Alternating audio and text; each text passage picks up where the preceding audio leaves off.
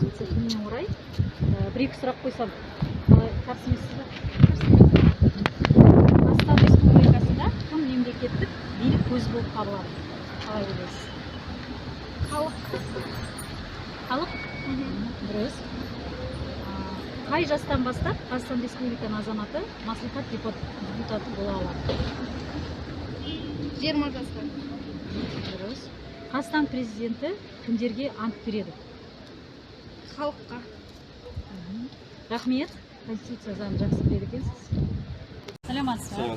Қазақстан Республикасының Конституция күніне бірнеше сұрақ қойсақ. Қарсы емессіз ба? Қазақстан Республикасының Конституциясы қай жылы қабылданды? 1995 тамыз. Дұрыс. Екінші сұрақ, Қазақстан Республикасының басқару нысаны қандай? Президенттік. Дұрыс.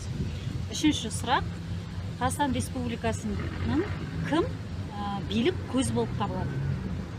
Халық. Дұрыс. Ең бірінші. Рахмет. Сау болыңыз. Саламатсыз ба? Конституция күніне орай бірнеше сұрақ қойсақ қарсы емессіз ба? Қазақстан Республикасының Конституциясы қай жылы қабылданды? 1995 жылы 30 тамызда. Дұрыс. Екінші сұрақ, Қазақстан Республикасының президенті кімге ант береді? Халыққа. Дұрыс. Рахмет. Сау болыңыздар. Сау